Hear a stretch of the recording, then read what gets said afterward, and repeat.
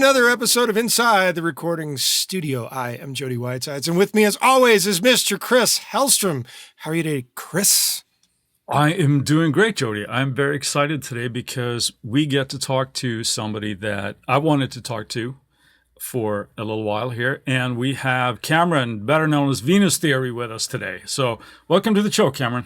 Thanks for having me. Absolutely. So for people that are perhaps not that knowledgeable of what it is that you do and who you are, maybe you can give us a little bit of a background of who is Venus Theory and why should we all care? Sure. Born in the late 1900s on a rainy day as Olympus split open and the gods shone down on my mustache. Yeah, basically Fantastic. I'm a musician, sound designer, internet clown, and I don't know, person just sort of making things up as I go. Basically, I make sample packs and presets and things like that for a lot of different companies. I've been doing that for a long time. I was in bands, throughout my late teens, early 20s, did all the touring and all that sort of stuff, and then got tired of that. So have more or less been working in a lot of roles kind of behind the scenes in a lot of different aspects, whether it's like writing music for like apps or games or like little indie short film things or whatever, or, making the sample packs that come in your DAW or the demo track that ships with your DAW or the presets on your hardware or whatever, sort of a jack of not really all trades, but most of them. So kind of like a jote, but not exactly. I guess. So what made you mentioned the band there in your teen years. What got you into music initially? And was there a musical family or was it just like everybody's boyhood dream wanting to be a rock star type of thing? Yeah, my dad was a musician back in, I guess that would have been the 80s. He was in a band and they played around and whatever. My great-grandpa, Lyle Kiefer, was a musician back in the 50s and 60s. He actually cut some records down in like Nashville and stuff. I think they were called the Kiefer Brothers Band, but then sometimes it was under just Lyle Kiefer. And then, I don't know, the details are murky because like it's so like John long ago. Mellencamp. Yeah, like the record labels are all gone now. So I haven't found any real history on it, which I've been trying to find for years. But that was always super cool. And I remember growing up, my dad has one of his guitars, actually, which is now mine. It's actually sitting right over there behind me. So my dad found that guitar after my great-grandpa passed away at some point, and this was like long before I was born. So he had that, and I remember like my dad would play that. I always thought that was cool. And we had a picture of my great-grandpa and a big framed thing of his records he made. And I always just thought that was like super cool that like, oh, grandpa made a record. Like, right. That's sick. Were so they I actually have platinum? those records now too. Are they painted platinum? One of them, all the like black stuff on the vinyl has worn off and it was like a master pressing. So that one's technically platinum looking, mostly just due to like deteriorating. But they're all like in semi-okay condition. You can still listen to them. One of them has actually never been heard because it's a master pressing and was never, I guess, released. So at some point I really want to open that up and put it on my record player and like maybe do a video about that. Just because I found the building that he recorded in, it's actually in Nashville, which I'm right by.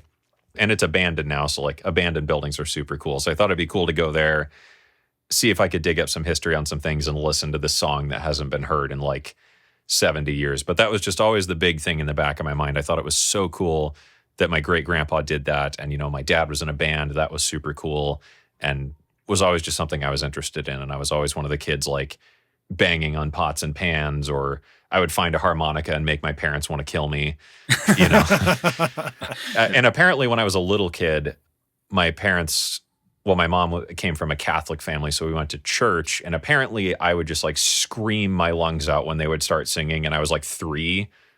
So I had no idea what the words were, but I would just like yell whenever people were singing. So I don't know, I've always just been very into music, I guess.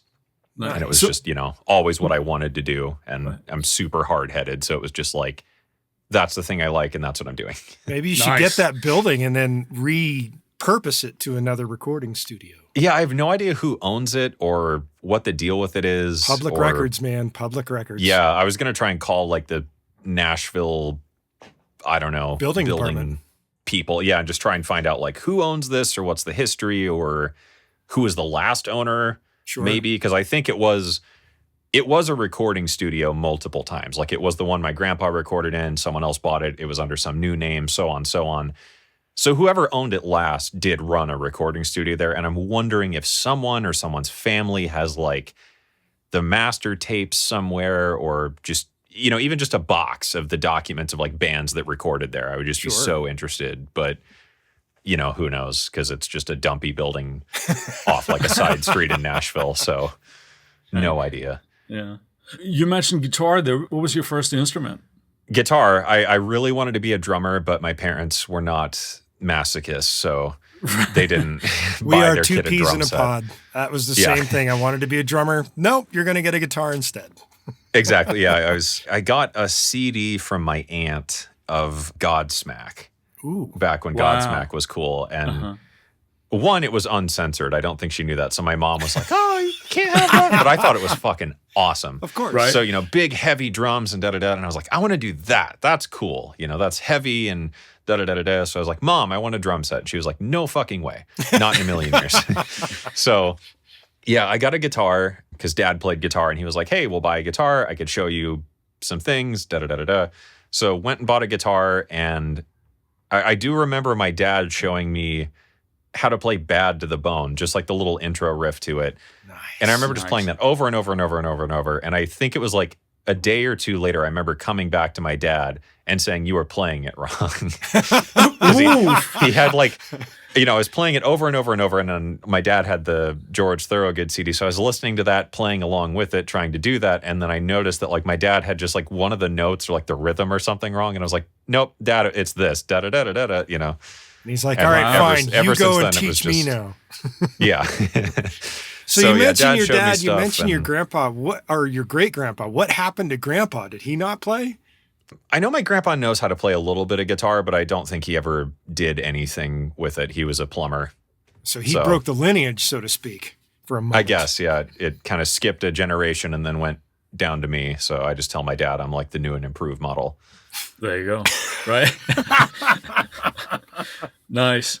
And then with the touring and all that, those, I'm guessing, rock bands, and you were playing guitar in those bands. Yeah. What made you do the switch? Because the way I think of you now, and possibly unfairly, I don't know, but you do predominantly instrumental music, sort of very cinematic is what it sounds like to me, very sort of soundscapey, that type of thing. So what was it that made that shift for you, where that started becoming interesting? And because you play piano now as well. Yeah, I play a ton of stuff. Early on, I played guitar. And then after, I don't know, however many years of playing guitar, 5 or 6, I lived in the super, super, super tiny farm town of like 1,200 people. But, only like 4 of them actually lived in the town. The rest were just farmers in the area, where it was a town. So it's not like this was necessarily this metropolis of musicians and arts. So I played with a couple people, but eventually it became this thing of like, I want to make music. So I had to learn other instruments to, do that. But obviously I can't play this all at the same time. So I had to learn how to record stuff. So I had Audacity and things like that. So I wanted to be in bands, I wanted to record, I wanted to make music, had to learn all this. And there was always this thing of like technology enabling me to do these things. So I was fascinated with just like what you could do with a computer. Because growing up, my dad introduced me to friends of his who were in bands or had like home studios. And in my mind, that was just how music was made. You had a band, you had a studio, you had a console, you had like a tape deck or whatever, you had Pro Tools. And it was so cool once I really experimented with that stuff in the early days of the internet, when like LimeWire was cool and whatever, just pirating a copy of FL or whatever and suddenly being able to make a record at home was just mind blowing. But I was very adamant that like electronic music was not real music, man. Music is in a studio, man, with tape, man. Cause that's what I grew up on. And then as I got older, I played in bands my dad was in. I played with a bunch of other bands, and that was what we did. If you wanted to make music, you went to the studio, you recorded stuff. Eventually, as I got older, went to college and whatever, I worked in some studios and things like that. And that was the whole process. But at the time, there were bands like Animals as Leaders and Periphery and stuff. I was super into that. And they started experimenting with these more electronic elements, and it was really interesting. And I was like, I kind of want to do that. I want to introduce some of this stuff into So this. now and you were wanting because- to do not real music. Yeah, I wanted to combine these elements like they were doing, because like that's so cool. And just having been so obsessed with the technology side of it, I was like, man, I feel like I could just do so much more if I understood that. Mhm. Right. So I went to this music college. It was a disaster. I only went for a year, but I had a class on MIDI. I remember asking the teacher just a ton of questions about synths and what do I do and how do I do this, and learning about automation and MIDI and effects and all this crazy stuff you could do in the DAW was just, man, that's awesome. So I dabbled a little bit making like little loops and ideas and like video game type themes. But throughout all of this, I love rock music, heavy music, things like that. But I've always been super interested in very like emotive music, and especially film and game music. I loved watching movies, loved playing video games, and I loved that the music drove the story or informed you of something. It was always this back of my mind obsession that music is feeling more so than like melody, and it's feeling that's derived a lot of the times from not really the instrumentation so much as just the texture of things. I remember when I was younger, my dad's friend he worked with brought me a CD of Buckethead, the album Colma. And up to that point, I listened to Godsmack, Alice in Chains, all that kind of stuff. And Colma was so different, like such a departure from that world. It was this very light album, heavily acoustic, very clean guitars, lots of melody, but like sampled drums and loops and weird instrumental performances. And I loved that idea that it made me feel something. Up to that point, my relationship with music was like, loud stuff, man. Right. Yeah. So that was kind of the driving force, I think, all along. And then once I really started to look at music in a different way with the technology aspect of it, it was like suddenly I could take a guitar and time stretch it by like a factor of 10,000 with, Paul stretch or something. And suddenly it was just this amorphous wash of what Digital was noise. a guitar at some point. Yeah. So it just kind of kept being this obsession with that. And as I played in bands, I did the whole thing. I was in bands that went on tours. I was in bands that signed on labels. I was in bands that played the festivals, And I just hated it. I hate live music. I cannot stand it. And I was so sick of being broke all the time, eating Hot Pockets in a van, and just this feeling of like every night is, sing and dance, monkey. Right. It's exhausting. Yeah. So I just quit and got out of that. I went and got a real job for a while. Oh, And you that put that drove in me- air quotes. Hold on. Describe what this real job is.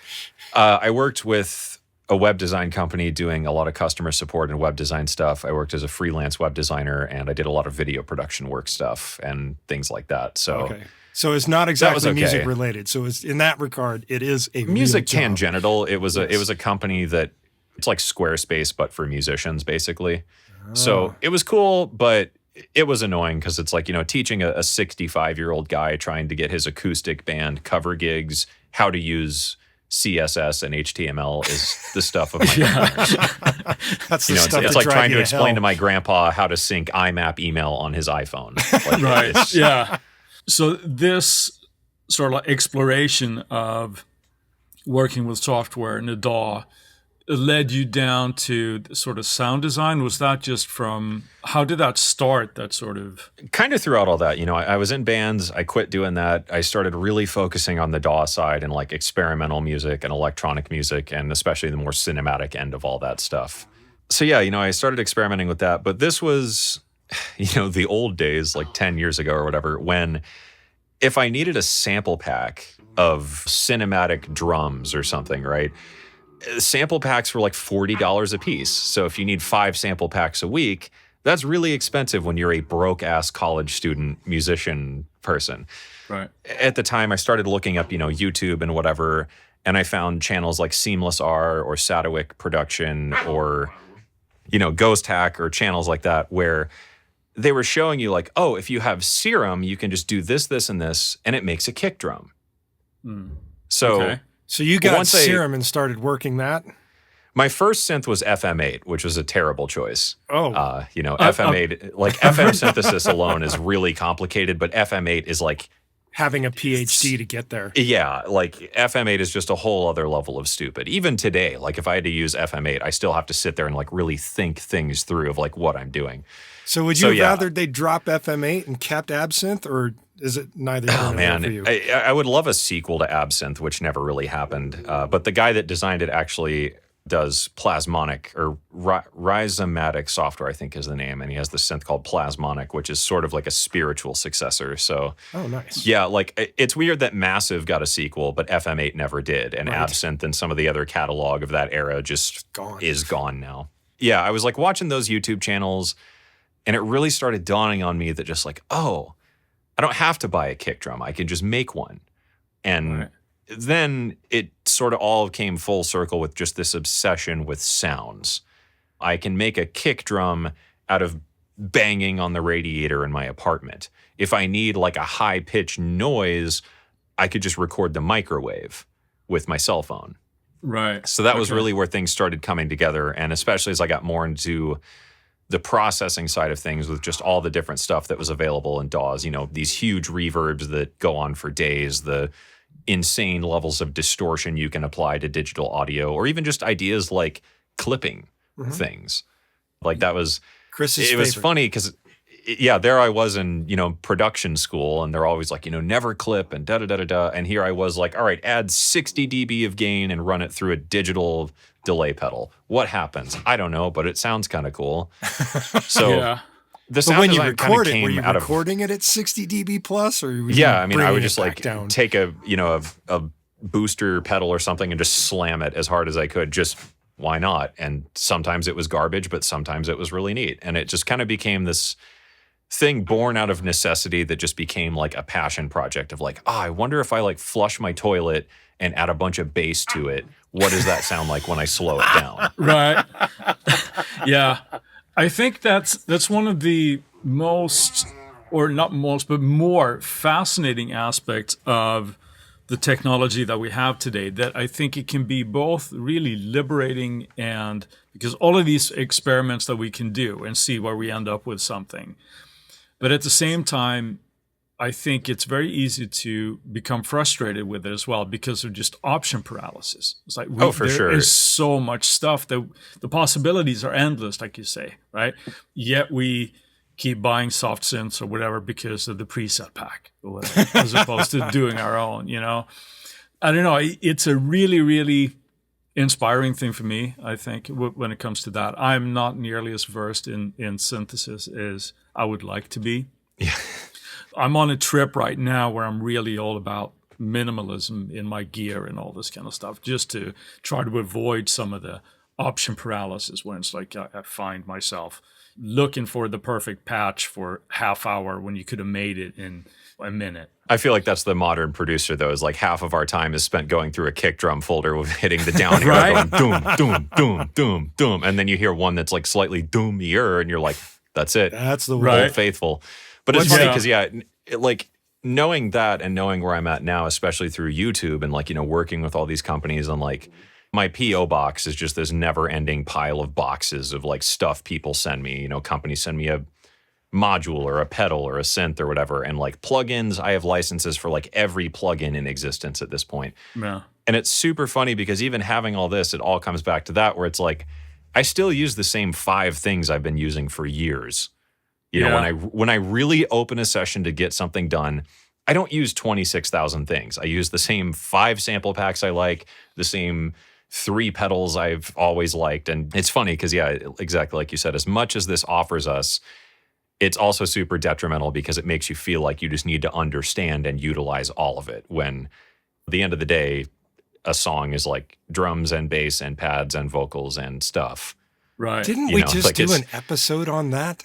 Yeah, we actually talked about this like last week, where one of the points that we brought up is like when you're in a session, when you're doing stuff, use gear that you know inside and out and utilize those fully instead of just trying to, here's another 1176 emulation. I better get that one too, Yeah, it's funny because sometimes when I do live streams of like doing a track from scratch or just working on one of my own songs, I every once in a while I'll get comments of like, dude, why are you using presets, man? I thought you were a sound designer. I'm like, bro, I'm using my own loops. presets, damn it.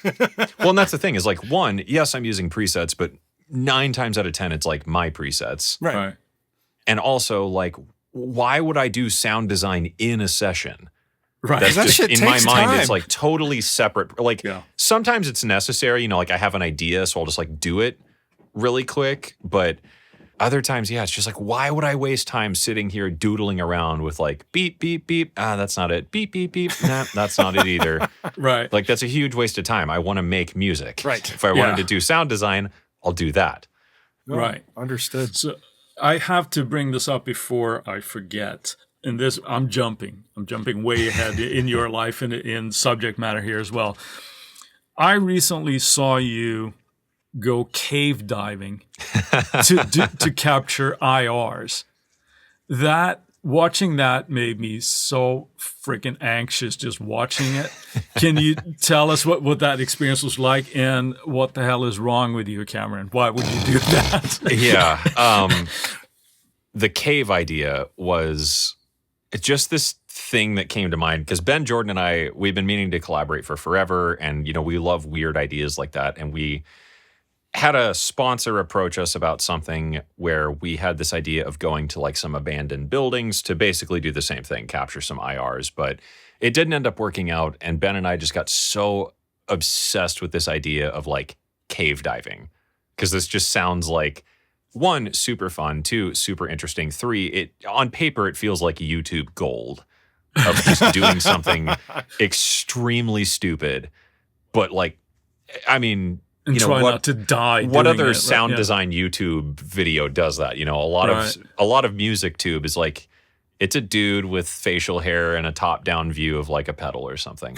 Right. So we you know, Ben and I have really been trying to push the envelope a bit of what music tube can be and what it can be about. So we were like, okay, what is just the most extreme way we could capture IRs? So it was big abandoned buildings, you know, oil tanks, things like that. And then it was just like, oh, dude, what if it was a cave? So we did a ton of research and we ended up just canceling the sponsor for the whole shebang because it was just like, we really wanted to do this right. Right. And then yeah, we had this massive trip planned. We had to whittle it down a little bit just because we had to finance it ourselves. But super, super fun. And it was one of those things of like, this is really dangerous and really dumb, but when are you going to get an opportunity to do something like this again? You know? Yeah. And then too, it was just like, we couldn't think about anything else.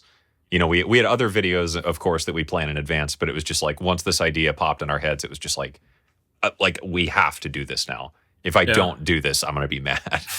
Yeah, no, it's a really, really cool idea. But like I said, for me, I'm sort of somewhat claustrophobic. So just watching that, it's like, oh my God, I don't know how anybody does that. But it was a lot. Yeah, it was not fun. Yeah, what else you said? Talk about going to extremes. So now somebody else has to top that, and they have to go down to the. You've just given me an trench idea. to do something right. Yeah, yeah. It was unfortunate that the YouTube algorithm just like absolutely buried those videos, but it was really, really fun. And of course, Ben and I have like a ton of other ideas for other stuff like that, but we have to figure out how to make it work. For me, it was like I really want to turn this into like a short film. And how would I make a video on this that's not just I have a microphone, clap, clap, clap. Let's put a piano through it. I thought it was great. I thought, like I said, it certainly was interesting, and it certainly made me feel something. One was inspired. I thought that was absolutely amazing, and the other one was just absolute fear. And that was the whole thing of like when I was editing the video, I was really just like, okay, I really want this to be just terrifying. So it's like, how do I? And then we were like, okay, let's bring GoPros and, you know, the lighting is going to be weird. But it was also sort of like playing with the edit was really fun after the fact, too, because it was easy to make things just so disorienting. You know, just by like zooming in on the shot a little bit, it just like felt that much more intense. So it was a lot of fun and it was a really interesting project. Unfortunately, it didn't blow up the way we hoped it would, but it was really, really cool. And it's something we definitely want to do again at some point. Like, maybe not like the cave thing, but, you know, something along those lines of some kind of just big stupid idea like that because it was just super cool. Talk about breaking the mold. That was really, really cool. And speaking of big, stupid ideas, let's go with a word from our sponsor right now. And we're back, and we're continuing speaking with Cameron, who is also known as Venus Theory. What's next, Chris? Well, another thing that you have done, Cameron, is with some of your videos, besides the great content on sound design and programming patches and everything, this is every once in a while you do this thing where you actually talk about some of these subjects like mental health and stuff. Right. That we've touched on a little bit as well. But I think it's really, really cool that people are actually talking about this more, certainly than they used to. I don't think really people want to hear it, at least not when we've done it anyway. But I do think it's interesting, and you've sort of talked about things that you might have wrestled with in your career. And what made you wanting to do that? Was it just a willingness to share that, look, we all go through this kind of stuff, and you're not, any less than because you are, type of thing? Or what led you to do that? Yeah, I think it was sort of a combination of things of the philosophy and psychology is something I've always been super interested in. I've always been into those big questions and just thinking about them and making my brain hurt. So kind of the starting ethos of my channel was just, I want to make the videos I wish I had. And for a while it was I was making super hyper specific, really advanced sound design videos of just, I wish someone told me how this worked. And then it kind of branched out to, doing other plugins and other ideas and more basic subjects or just more interesting approaches to sound. And then, as the channel grew bigger, it was reviews or demos, but kind of through the lens of someone who does these things professionally and whatnot. And eventually it just kind of became this thing of if I have to talk about another analog monosynth or another reverb pedal, I'm gonna kill somebody. Because it's conceited as it is, it just got to this point of I've done everything I've wanted to do and then 100 more things. Because I never expected to do anything, especially through YouTube. It was just I'd made an EP and then I was done with that. So I was I'll just make some YouTube videos about just some things I learned during that process. And, how long you had your channel?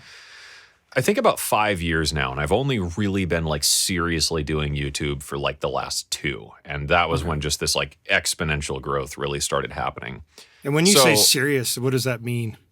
Doing it to where it's at least a part-time endeavor. I spend a good chunk of my week focusing on stuff for my YouTube channel. It used to just be I'd film a video on a Saturday in an hour and that's that. Now anymore a video takes at least a solid 5 to 7 days. There's a lot of writing, there's a ton of research, there's a ton of pre-production planning, there's storyboarding, there's editing, color grading, planning the shots and the flow of information and all this stuff. So damn, you're reminding me of going to film school.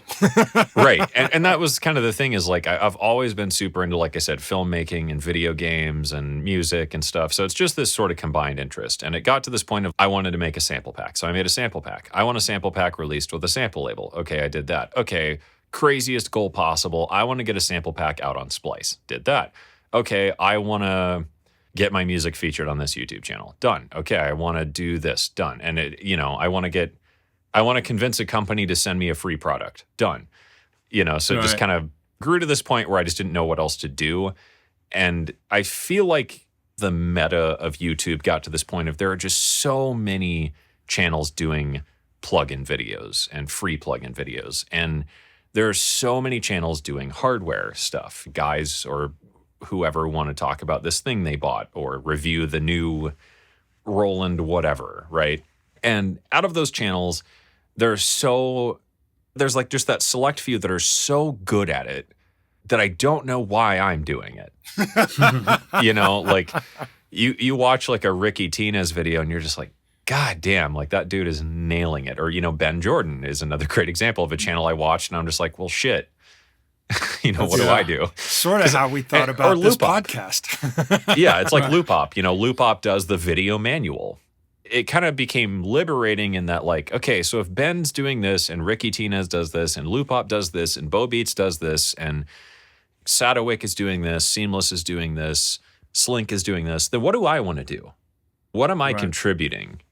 Then it got more into okay, I want to push the filmmaking aspect a bit more, because I'm tired of just like camera staring at the screen, da da da da da, click click click, da da da da da, click click click, like and subscribe. Like it's just boring, and it's not an interesting format.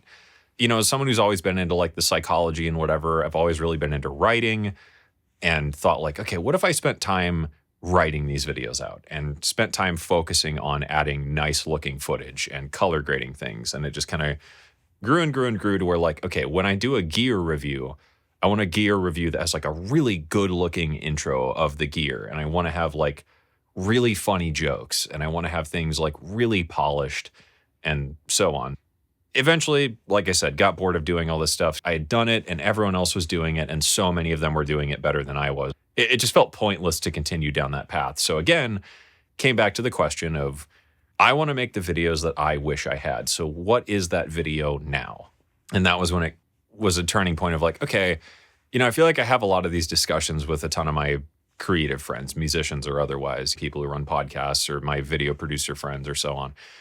Why not just make videos about it? Because it is super uncomfortable stuff that not a lot of people talk about. And I think it's also a really hard video to make, because a lot of the other YouTube people especially tend to be YouTubers who happen to make music, and not a lot of them have had a professional career in the music industry. So it's hard to, I think, frame topics like that from a standpoint of like, as someone who has done this stuff and experienced this stuff for real, here's what I've taken away from it. You know, otherwise it just feels weird to talk about something that like you haven't lived. It's backwards. Yeah.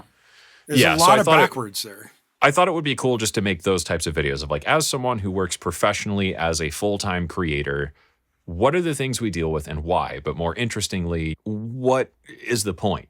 And why do we drive ourselves to create things? And those are the topics I'm really actually interested in and would way prefer to talk about over like the new thing. It's a delay pedal that delays stuff, you know. So I think it's fun. It can sync the tempo, and it can also not. You know, And then it And like, I sounds think like it's fun tape. and it's important because it opens up a discussion. And that's the thing is like, I don't want to provide answers because I don't think anyone can. And anyone who says they have an answer is probably just trying to sell you something. Yeah. Having a platform, especially where I'm at now, I feel like it's important, and I have a duty to people to do honest work like that. And I thought, why not just use this as a vehicle, not only to drive my own interests forward of like the things I want to talk about and the videos I want to make the way I want to make them, and get away from all the like necessity of sponsorships and bullshit of doing gear videos and plugin videos over and over. But why not do it in a way that just opens up a community and tries to put these things front and center in a way that's interesting?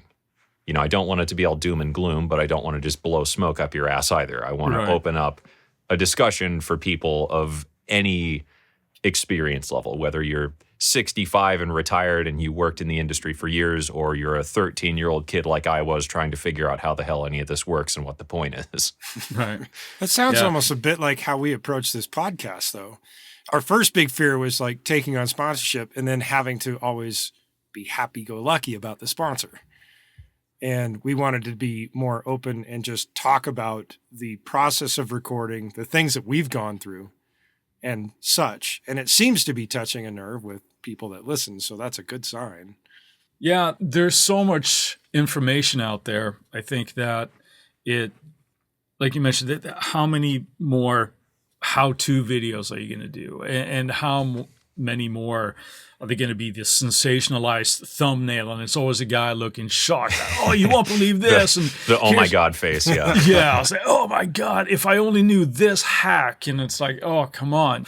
Jody and I thought we could talk a little bit about in the podcast how these are the things that we have learned along the way. And hopefully you could kind of get something from that as well. So I think we're coming from a different right. And that's the thing is there. it was like, ultimately, when you do these gear reviews or whatever how-to videos, what value does that truly provide that couldn't be provided 1,000 other ways? You know? Yeah. And I think that's the interesting thing of like the types of videos I'm exploring now over the last like year or so that I've really been pushing these types of videos about these topics. And that's like all the stuff I have filming now, like in production, is all about this sort of stuff because it really resonates with people. But I think it provides more value than like, do you really need someone else teaching you to make a kick drum? Do we really need another 20-minute deep dive on the secrets of the next 1176 emulation? Like, God, I've seen that video so many times. I've filmed that video so many times, and I'm just done with it. Yeah. You touched on a reason as the Burnout. time of recording this podcast, you did a video on AI. That made a lot of people really angry. Well, I can tell you, I watched that. I thought it was great. I mean, I remember I was at a production music convention at one point, and it was a company that I don't remember the name, but I wouldn't mention them anyway. I know who But it is. there was a speaker for the company, and they were really, really pushing this sort of AI created music for production. For whatever reason, they seem to have completely forgot that they're talking to a room full of composers that write production music. But I remember him saying, like, well, just because you don't play an instrument or you're a musician doesn't mean that you can't create music. Yes, Right. That's exactly what it fucking means. That you can't do that, right? Now, a few years down the line, I understand, and the points that you brought up, right, with the sort of effectiveness and the cost ratio and time. So there is those sort of realities that we have to be aware of. When it comes to that, we just have to kind of up our game, and there's the human element to it that we have to sort of foster, I guess, when it comes to that. So. Yeah, it's an interesting discussion because I think, and especially some of the comments I've gotten, specifically the really, really angry ones, it seems pretty obvious that it's typically from people who don't understand AI on like a fundamental level, like what it is and how it works. Yeah. But also the relationship of AI to the idea of an algorithm and the relationship of music being, I don't know, math.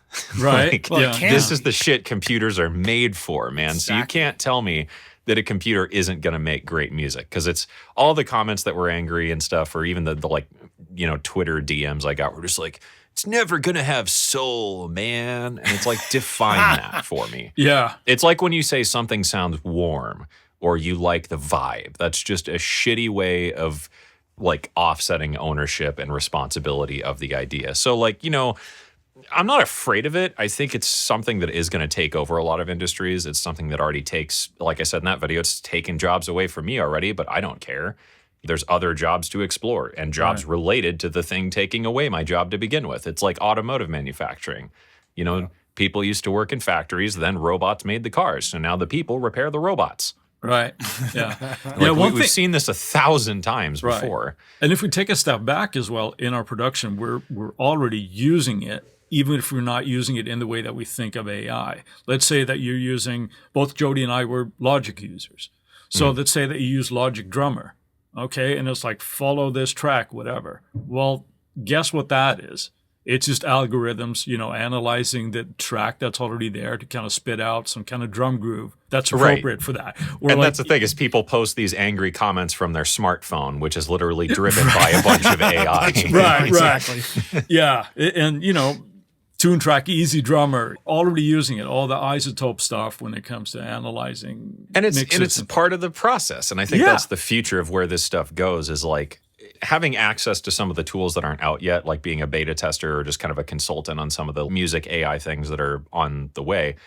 It's a fascinating world, and it's something I really look forward to, because like I could see myself when I'm writing like library music or something, right? Something like Isotope's AI mastering stuff saves me so much time. Like, why would I not use that? I would be stupid to not use that if I want to turn things around quicker. And same thing. I need a chord progression. Okay, I wrote this. What chord comes next? If I had something that answered that question reliably in a way that makes sense for my own style that I could train, that's incredible. Of course. Yeah. I could be like, I really want to make music today, but I have no idea what to write. I could feed it my catalog, and the computer could potentially spit out some ideas. Here's something that sounds like what you already make, so do something new with it. And I could see myself when I was a kid, right? I played guitar in this little farm town, and there was no one to play with. So I could see someone like that, or, you know, maybe a kid who's like a lyricist and, you know, writes like really great melodies and stuff, but just doesn't know how to play an instrument. Wouldn't that be cool to live in a world where that kid could open up a laptop and say, hey, computer, I wrote a pop song in the key of G minor that sounds like Katy Perry and Pharrell, and it's about this fast, and here's the chorus. And then the computer goes, okay, bro, boop, boop, boop. Here's a drum loop. Here's a bass line. Here's a synth melody thing. And by the way, here's how it should be mixed, probably. Like, that's such a cool idea. And it's not taking the humanity away from art, because it's just like generative music. You put together an algorithm or a set of rules or an AI that you've trained to some degree. It gives you an idea, and it's your job to interpret the result. Right. And determine whether or not it's good enough to use. Exactly. Yeah. And it could be a launching off point, right? Same thing if it's just spitting out a drum groove. Well, and that's like generative stuff, right? You put something out and it comes up with a bunch of garbage, but there's like one bar of it that's really cool. And you're like, oh, sick. So you sample that and you make a track. Right. But here's the thing I'm looking forward to. And I've just recently heard that there's another vocalist out there that's done it, is to AI my own voice. Mm-hmm. So that I could then go and make my voice do shit that I can't technically do as a human. Oh, yeah. I'm sure stuff like that is going to be implemented in plugins in the future, like auto-tune that can like re-synthesize a voice in real time to like, generate a harmony where you're like, I'm not talking harmony. I just like be able to sing beyond my ability. Well, yeah, just like to sing higher or sing lower, but in a way that doesn't sound like auto-tune, or you could say be a male vocalist or a female vocalist or whatever. And you're like, I need like a male harmony here. Yep. And you could sing it and it would, give you 5 voice models to like, and that's just such a cool idea. And ultimately AI is going to take a lot of the work, but it's also something that enables so many new avenues of creating to begin with. So don't you think that's just a beneficial idea in the end anyway? So let's hear an argument. I don't know about you guys, but I would rather not sit around writing stupid chiptune stock music all day. It's boring. I don't like doing it. Yeah. It pays bills, but it's annoying. So like, if I could not have to do that and I could focus on trying to do something new, even if it doesn't make money, like I just, as an artist, I feel like that's more fulfilling. It's the creative aspect of it. The thing that is interesting about what you're talking about here is the argument that always comes back to me, especially from maybe older people. The Beatles would have never done that. Well, the Beatles pushed the envelope of technology pretty fucking hard. So I'm pretty sure that had they had auto-tune or the ability to do AI, they would have taken it. Well, it's like the question I raised in the video. Like, if you're an independent filmmaker, student, or like first timer or whatever, you've got a budget of, let's say, 50 grand, which is like pretty common for an indie production. Why would you pay, like within reason, why would you pay a composer $5,000 to $6,000 to score that versus like a subscription of $10 a month for an AI that could spit out 500 songs and you choose 5 of them that work for your film?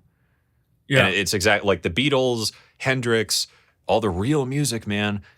Any normal person would take advantage of the tools available to them. Of course. You don't hammer a nail with a fish. That's stupid. Yeah. But people That's said the same thing about, I think I've ever heard.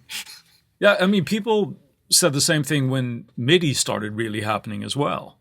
It's all the same discussion, though, isn't it? Like when the phonograph was invented, like the phonograph comes out and people are like, "That's not real music; it's performed by an orchestra." And then the days of 8 tracks and Betamax and whatever, and then CDs come out, and they're like, "That's not real. Real music's on vinyl and on cassette, man." And then now it's like, if music isn't it like 96K 32-bit float, like it's just not even worth listening to. And it's just, it's all coming back to the same thing. And we all, and that's the same argument musicians love to have. Like, country music isn't real music, hip hop is, or hip hop's just a bunch of overproduced studio bullshit. Real music's made in the heart, man. And again, it's all just like these generic blanket terms that mean nothing.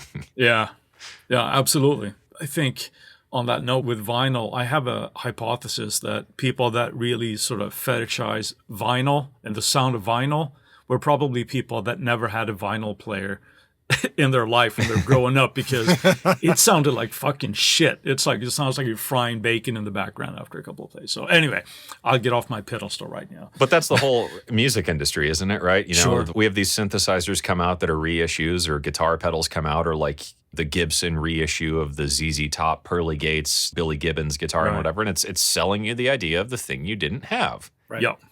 And I think, vinyl and cassettes and a lot of that comes back to it. It was either something you wished you had or something you remember having. It's cashing in on nostalgia.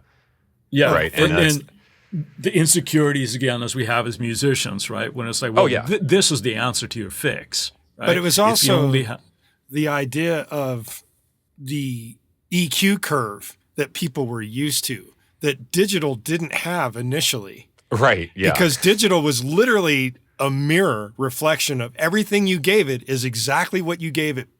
And if you didn't give it something warm or something thick or something thin or however you wanted it to come out with all these esoteric terms of the music in the description, you couldn't make digital do it otherwise. Is essentially what it is. And so now they're getting it to the point where, oh, we've got this emulation of this old piece of gear. It will give you that feeling of what that piece of gear used to do automatically because that's just what it did. And I think that's why we have so many plugins now that are like, do you miss the sound of recording on your shitty Radio Shack cassette player? Well, hey, man, for $19.99, we have a plugin for you. Or like, do you remember that really crappy mic preamp that you had at your grandma's house? Yeah. Boy, oh boy. Had one that, right. Yeah. Like, what if you could have that again? And that, that's like half the stuff I have. Like even the Arturia Polybrute. Right. It's like a piece of furniture. It's an amazing instrument. It's however expensive it is, $2,500 or something like that, or whatever it is now. But it's like an analog synth that falls out of tune. It has a triangle, a square wave, and a saw wave, and 2 filters. Yeah, there you go. Why would you want that on paper? That's stupid compared to like Phase Plant or Falcon or Serum or even the stuff built into, like Logic or Ableton, like the synths and effects in those are so much better. But now it's like, I'm bored of these. I really want to make things sound like garbage. I wish things were more imperfect, which is so funny. Yeah, because it's like people love vinyl and cassette now. Nothing rivals digital music. It is the perfect representation of the thing. Right. I think when it comes to, let's say, synths, soft synths versus hardware, the only thing I would say as far as like I think people miss or I think people like when it comes to hardware is sort of like the tactile functionality they have. Unless, of course, you have it set up with a controller that you have the same functionality in your DAW, right?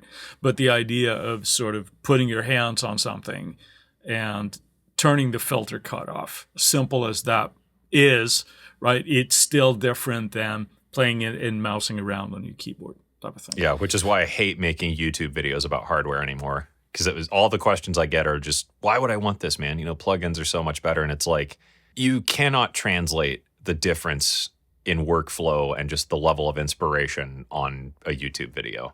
Right.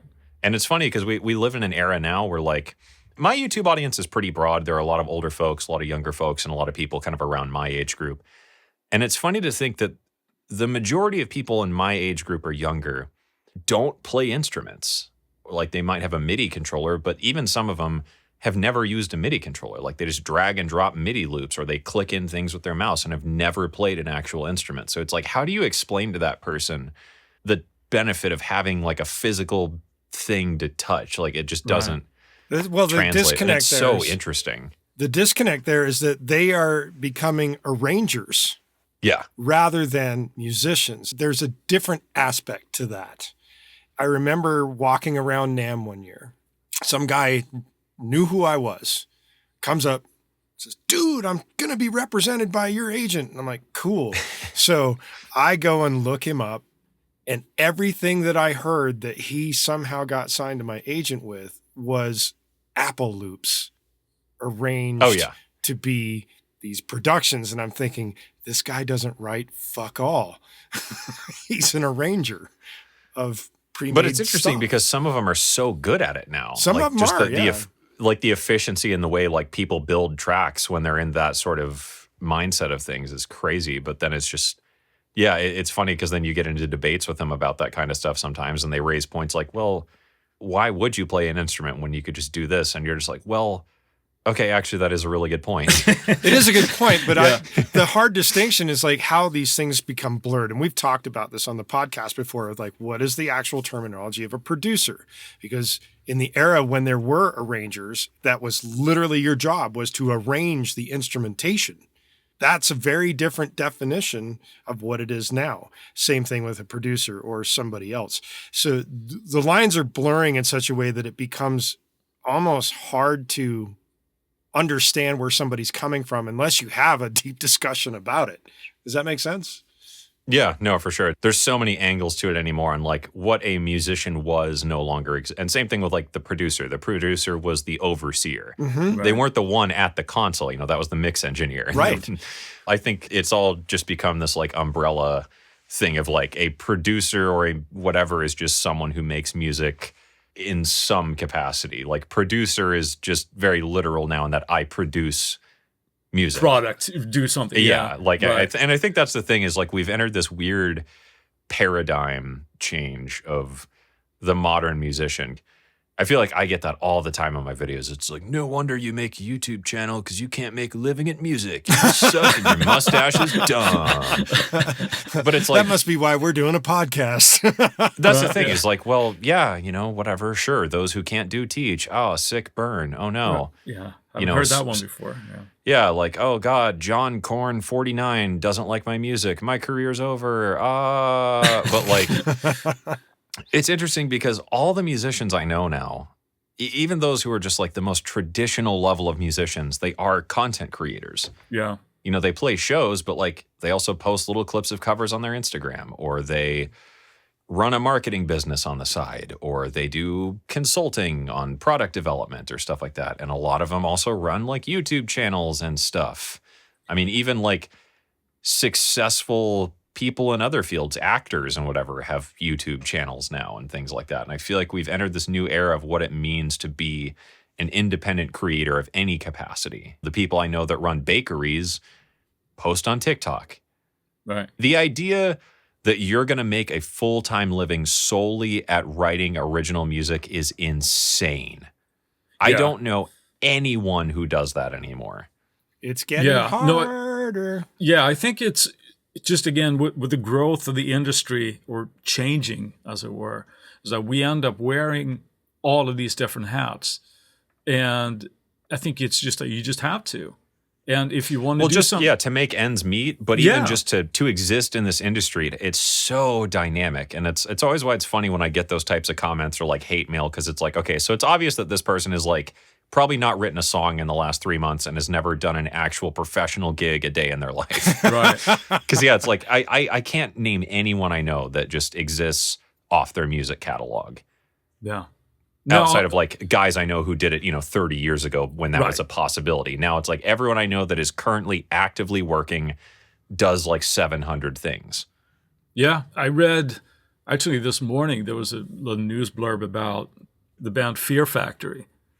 And they're going out on tour.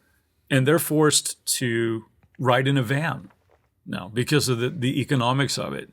And the way that venues now are charging touring bands to sell merch. Yeah, it's crazy. And that kind of started happening right when I was getting out of that stuff, where you started seeing like charges and things like that. And it was just like, why would we even play? Yeah. And that's where, a lot of these bands, that's the only way that they made money. It was like the merch. Now you want to cut it out too? Devin Townsend just recently came out with an article about all that as well. Saying it's just not economically feasible for the average independent band to do any kind of touring. No. That's what it's cost sad. $17,000 to go see Taylor Swift. But it's funny because like when I went to that music college, of course, all of us wanted to go out and be rock stars and whatever, which is like stupid. But the people I know from that school, and then from the time I was a touring musician, either in my own bands or bands I was like a hired gun in or whatever. And this wasn't even that long ago. This was like 10 years ago. Those were people 19, 20, 21, that age, going out doing this stuff, making no money. And they kept doing it. And like, I do not envy those people now that still tour in bands, because they're just as broke as they were when they were 17, but now they've got a kid or whatever, and now it's just even harder to tour to begin with. Like all of their venues they used to play at shut down after the pandemic, and their booking agency went under because no one was playing shows for like 2 years.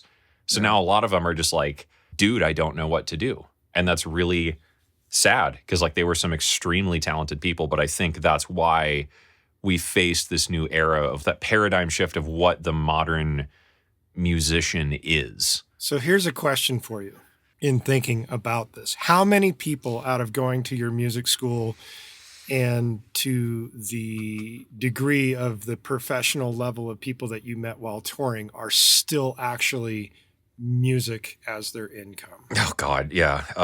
What percentage? None. I mean, I could probably name them all on like one hand if I really think about it. I guess I could probably name about 7 people that actually still do this stuff in like any professional capacity out of like, I don't even know how many kids went to that college that were in my class. I mean, probably maybe a couple hundred, I think was the class size or so. It was a very small school, but yeah, even the people I know back from when I was doing touring and stuff, a lot of them just got jobs because they had a kid or they were tired of being broke all the time, or they just made more money doing something else. I know a lot of people who went from being in a band to running a studio, or went from being in a band to working at a music retailer, or working for a guitar company, or started a pedal company, or started a van rental business specifically targeted at touring musicians, Yeah. Which is funny because then, same thing. It's like, yeah, you had to give up on the dream because you suck and your music's dumb. And it's like, no, they just wanted to eat. Yeah, they wanted to cover their heads with a roof. Which, like if I had to exist in just solely music or whatever, I couldn't do it. Not the way I'd want to live. If I went back to that, could I make a living off music? Sure. Would it be a living I want to make? Not really. Yeah. I like having a savings account and not worrying about like groceries that week or things like that. And it's something out of necessity. But yeah, it's really hard because the chances of even reaching that like middle class level of success are just astronomical. There's only one job to be Taylor Swift, and it ain't yours. Exactly. So mentioning that right there where you said middle class is an interesting comment that was thrown my way at one point, because I do technically make my living 100% from music. It's not always great, and it's had its ups and downs.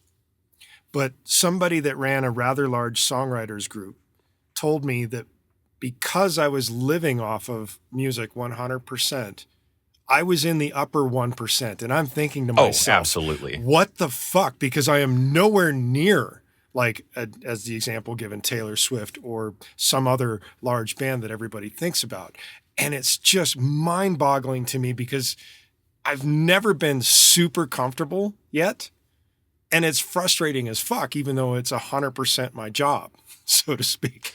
And I would like and that's to be like, in that sound position. design and stuff. Yeah, I get like, I could just stop doing everything right now and live off royalties for, I don't know, at least the foreseeable future. And it is funny because then it's just like, it makes you think about like, even though the chances are so astronomical to even achieve just the ability to live a normal life off stuff, it's so bizarre to think that like, man, there are so many people out there that do that. That you've never heard of. Yeah. Yeah. I think that's an interesting thing as well, because I think people, when let's say they go into music with a mindset that they want to be sort of air quote famous here. Right. In order to make it, they neglect to think about just because you're not at the upper echelon of famous artists, whatever, doesn't mean that you can't have a career in it. You just have to diversify a little bit, and you have to sort of swallow the pill, or at least accept it. Like, most people are not going to know who you are. I wonder how many people realize that you can actually make it. It's not going to be easy by any stretch, but you might be on the sidelines a little bit. And that's the thing I think people don't get is it's not about being the super big household Grammy winner or whatever. It's like, if there's any secret to success in a creative industry of any kind, it's just that you want to have the determination to want it 10% more for 5% longer than the other person. And that's what makes a career in this field. Yeah, they drop off like flies pretty quick. That's why I was asking the percentage of how many you knew. Yeah, and that's the thing. Like, I knew a ton of people at first, and then as the years goes on, just I quit, I left, I moved off, I quit the band broke up, whatever. And yeah, all the people I know that make like a decent living in the music industry do kind of like other jobs. None of them are people you would know. Right. Yeah. While we bummed people out here with our reality views here, maybe steer it back a little bit onto the gear thing. First of all, favorite soft synth and favorite hardware synth.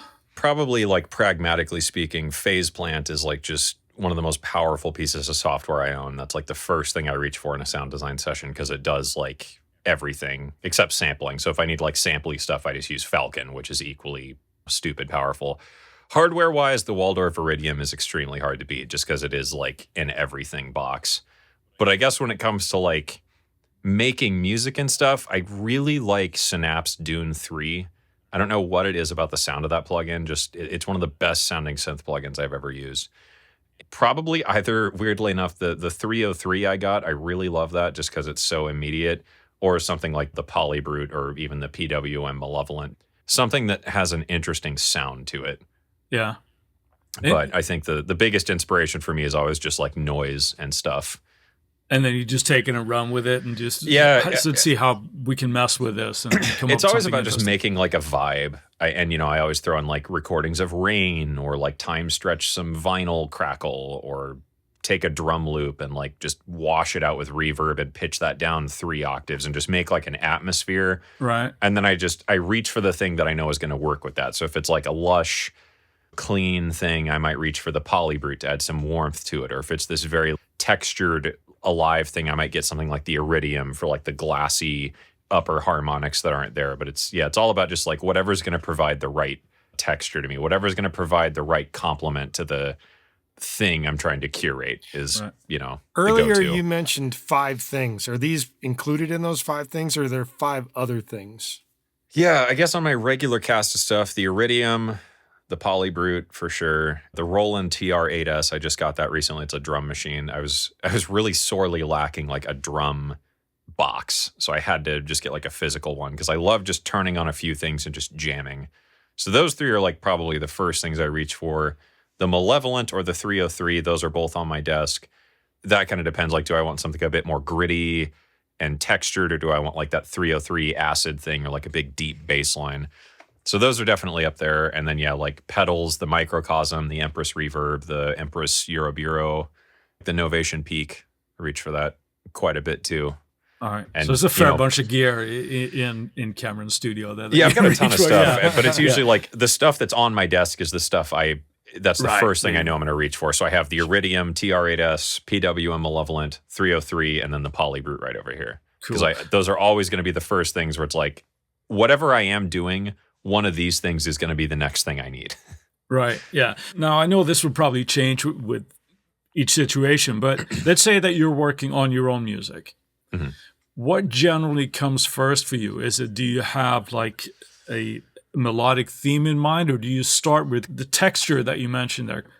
To my ear, at least, like your music is very textured and rich, and it has that sort of emotion that you're going for. So, yeah. Well, no, I mean, I might sound like a fanboy here, and I apologize if I do, but I genuinely enjoy what you do. Do you tend to start with that kind of emotional aspect and then build off of it, or is it melodic elements or a groove element or something that triggers ideas for you? Yeah, it's always a feeling. And I'm a very visual person. What's that? Synesthesia or whatever, right? Where you see things. And that's always been music to me, is like when I listen to whatever, there's just like that landscape you go to in your head. And I'm very much the same way when writing, where like I don't know, it's not really like a very clear image a lot of the time, but there's just sort of this mood that I'm aiming for, where it's kind of like a distant landscape or like a foggy street at night or something, or it's just a feeling of like, what's a word that sums up what I'm going for here? What is the theme? And then it's just a matter of trying to, from that image in your head, just pull, what does that sound like? Anymore, especially, I'm not very much on the melodic side. I use melody and stuff sometimes, but I've really tried to push further into the experimental vein of stuff. Because does this require a big dictionary so you can just randomly pick a word? Yeah, I've got a lot of books. I've got a lot of stuff. One of my favorites I bought recently is the Dictionary of Obscure Sorrows. I don't know if you guys are familiar with that. Never heard of it, but it sounds interesting. It was a blog that came around years and years and years ago. And finally, the person who was behind the blog put it into a book. So I immediately pre-ordered the book because it came out around my birthday last year. So I was like, I have to have the book. I'll just look one up as an example. This is the stuff that goes through my head, is like, one of the words is all schmerz. I don't know how to say it. It's like and they're all made up words. Oh, they're made up. Okay. Yeah, so it's this person just invents these words. This is alt schmerz.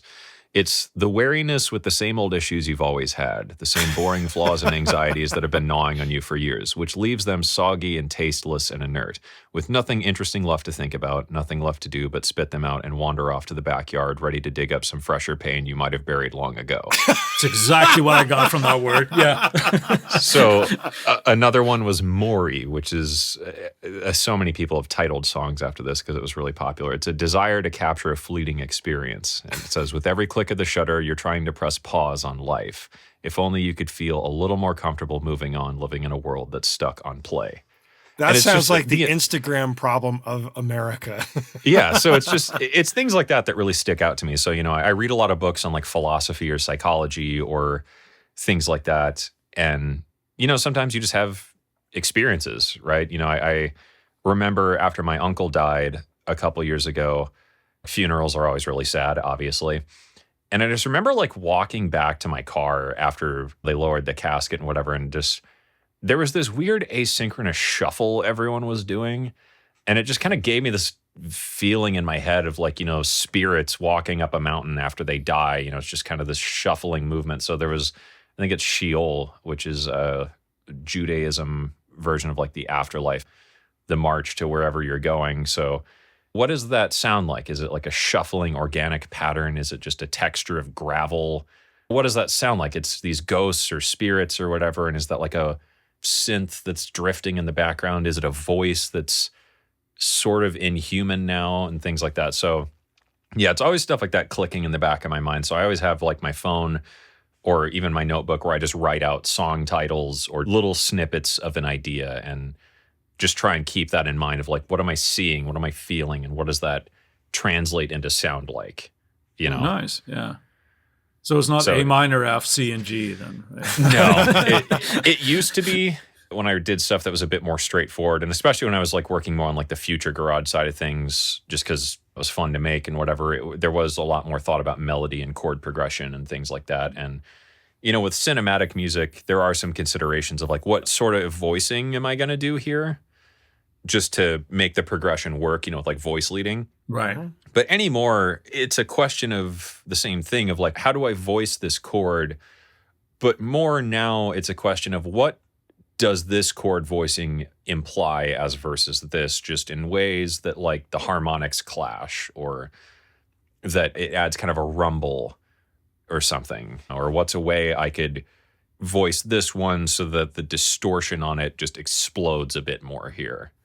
Yeah. So I would hope that most music is emotionally driven, but this is definitely more than the melodic top of it, or we're going up to the third here, whatever. But it's driven by the emotion of the underlying. Yeah. So it's been a progressive spiral downward into just trying to get to that base level of just, I want it to be pure feeling and pure mood, because that's what I love about so many film scores and game soundtracks, because a lot of those, and especially in recent years, it's so much less straightforward.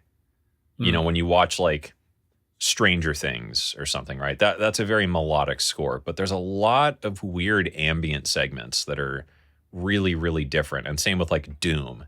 The Doom soundtrack was just this ultra heavy, brutal, electronic, genty thing. But some of the more ambient sections of Doom are just these weird, almost like sound collages.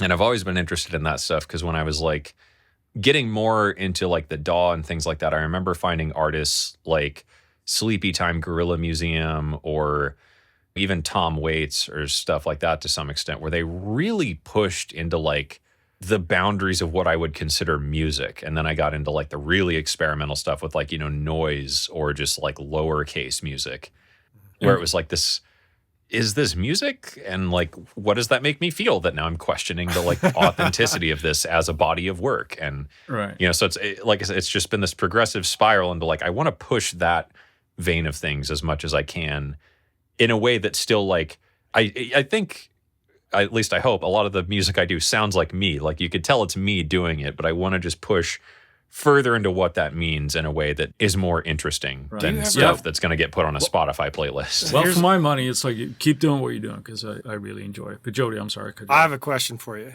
How often do you actually watch things from like movies from the 20s and the 30s or even the 40s?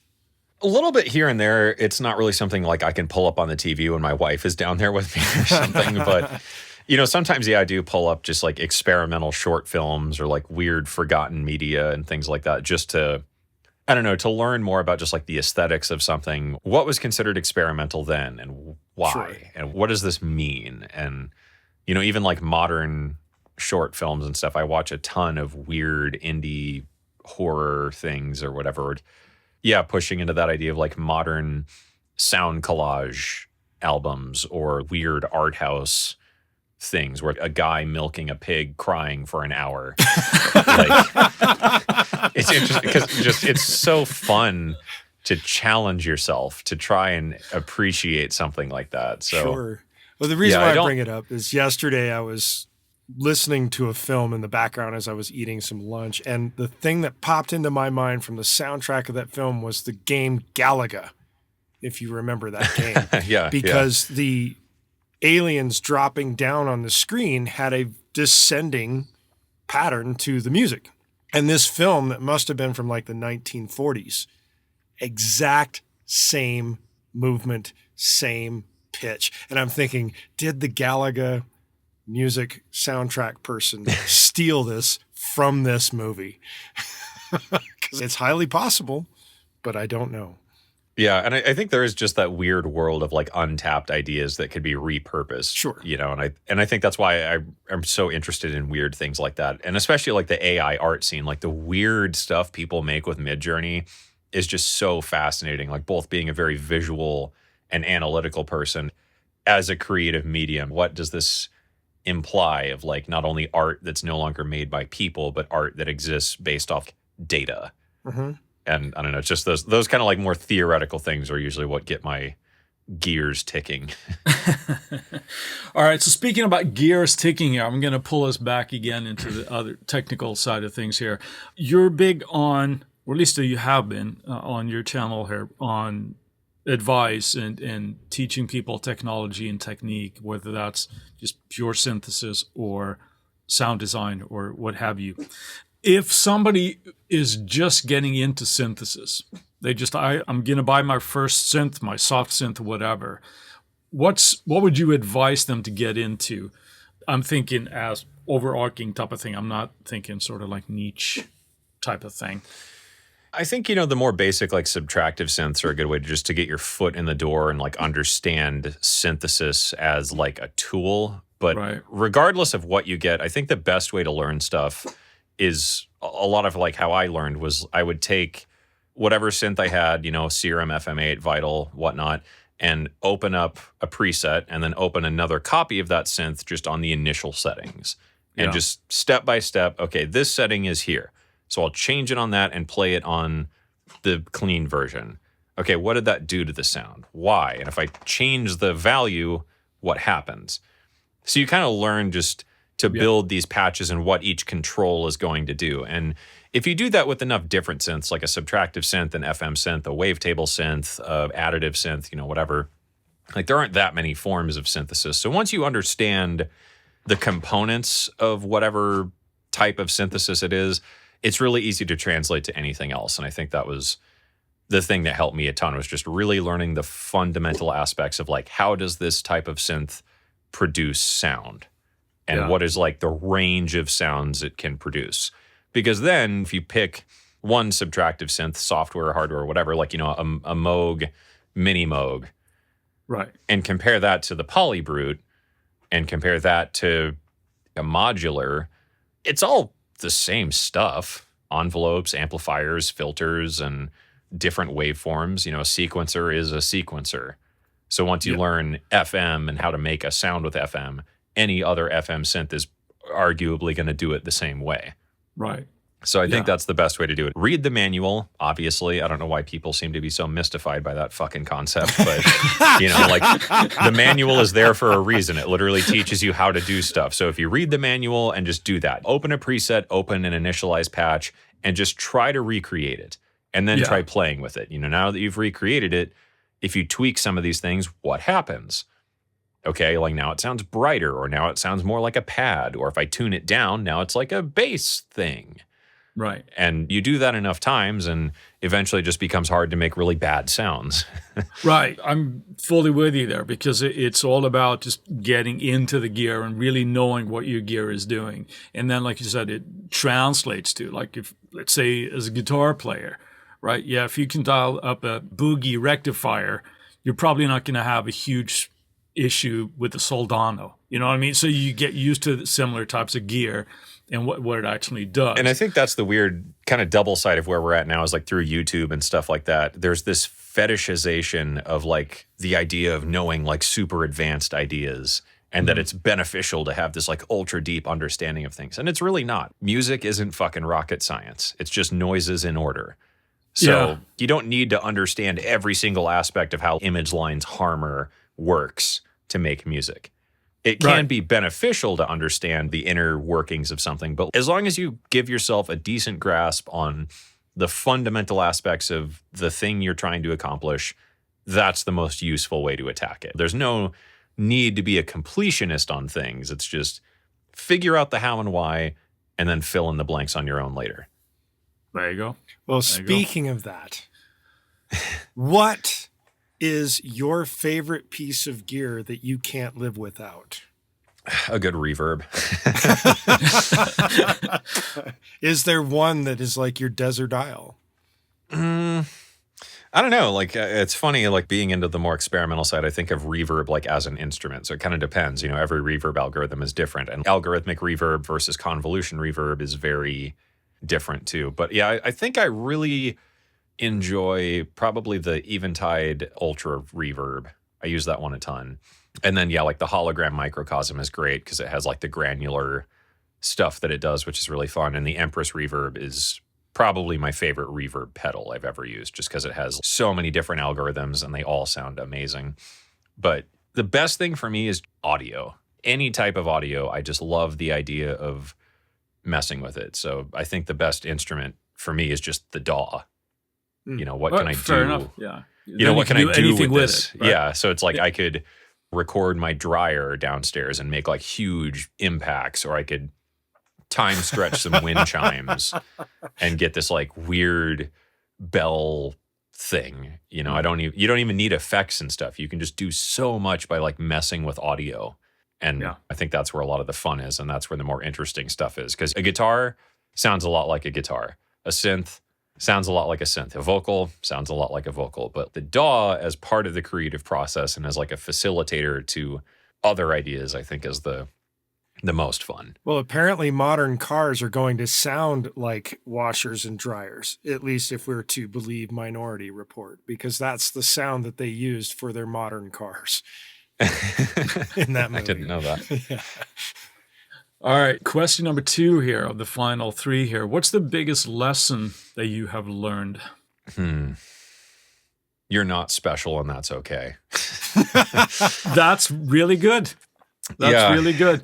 The sooner you can just accept your own creative path and whatever you're doing and your own inclinations, the like more fulfilled you're going to be in your creative work. I don't think that there's any like secret lesson or like agenda with things. It's just once you accept the idea that you're not special and nothing you do matters, all the doors are open after that. Yeah. If something sucks, it doesn't mean anything. If something's great, then awesome. It's on to the next project. Yeah. All right. I think, just branching off that is just it. Momentum is the most valuable thing you can build. All right. And speaking of such, what is the advice that you would universally give others? I think one of my favorite pieces of advice, I'm actually planning a video on this at some point. When I was at that music college, right before I dropped out, I just had this really frustrated conversation with this teacher where I never took his class, but we just seemed to click. I don't know why exactly. He just seemed to kind of get where I was coming from. And I remember asking him like, man, I'm not learning anything here. I don't get it. And looking at the statistics and just knowing how high achieving many of the teachers at the school are, and I'm probably never going to reach that. Like, what's the point? I thought I was going to be the next Stevie Ray Vaughan or whatever. And what do I do? Why do I even bother? And he looked at me and said, the only thing you have to do is die. I'm not sure you have to do that. Well, I mean, I guess you do, yeah. And that was the thing, is like, it's such an interesting and multi-layered statement that I think just, it answers so many of the questions we have as creators. You know, it's not about like, you can do it, da-da-da-da-da. Statistically, you won't and you can't. And, you know, again, like, you're not special. You're not that interesting. And most of what you do is never going to matter in the grand scheme of things. But when you embrace that, like, you know, sort of upside of, I guess, nihilism there, it's interesting. The only thing you have to do is die.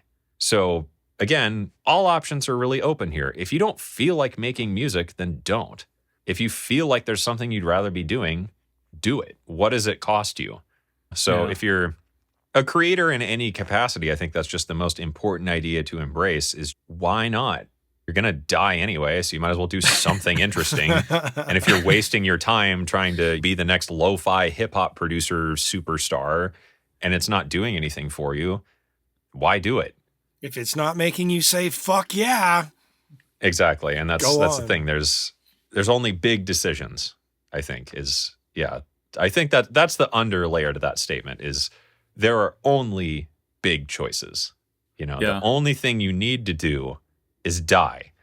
So if you're gonna do as many IRs as I could and amps and everything, that's the most important thing. Like, right? I could sit here all day making dubstep or lo-fi hip hop or whatever that's gonna probably work on Spotify or whatnot, or I could sit here making generic ass sample packs, or I'm gonna die anyway. Why not go in a cave and record some reverbs? Why not make really experimental music that annoys my dogs just for fun one night?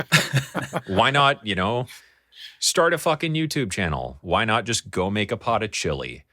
You know, it's all useless in the end. So, like, just Except do for the what chili, you think is interesting.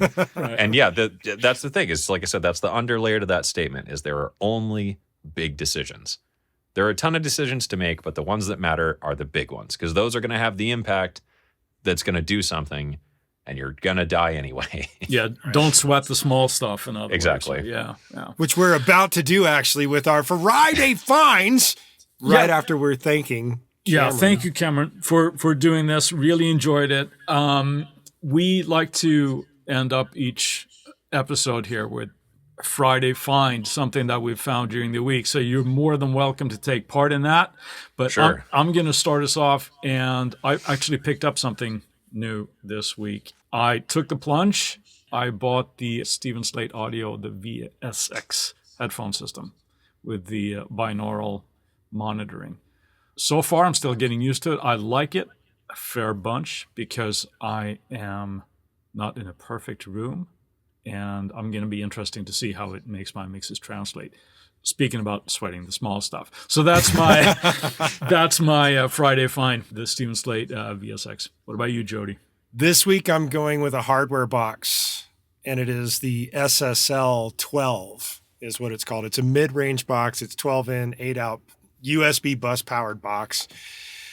The cool thing about this thing is that it does 192 32-bit with the A to D and the D to A, which is pretty crazy when you think about it for USB. Although I don't know if it's USB B or C, and that's the difference there, I think. But I'm going with the SSL 12 for all those that need a little bit more than the 2 and a little bit less than a full console.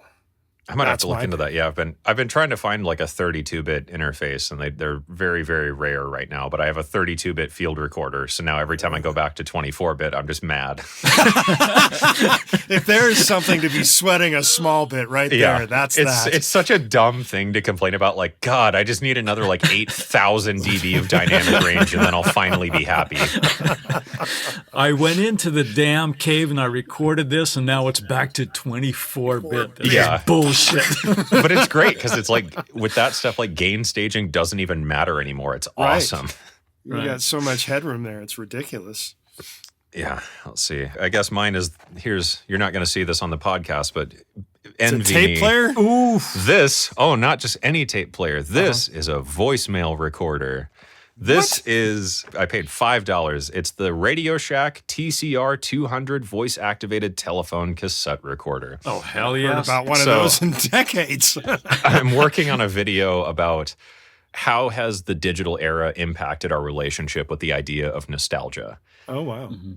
And what was funny is I was trying to find a 3-headed tape deck to do like samples through.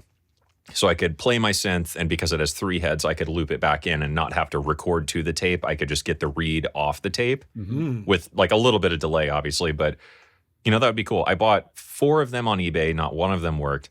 Oh. And then I was watching Amulet's YouTube channel / musician who does like tape loop music. And I saw I was using this. So I was like, oh, that's awesome. So I started walking around, and believe it or not, I found one at the pawn shop, like right down the road from me. Well, the they guy wanted was probably 10. happy to sell it too. They wanted $10. I told them I'll give you 5. They took it just like that. So that's been my super fun Friday find, because it actually does let you monitor everything off of it. So you can do that. So that'll be a really fun project. But I think the other thing I found is the Rainbow Six Siege soundtrack.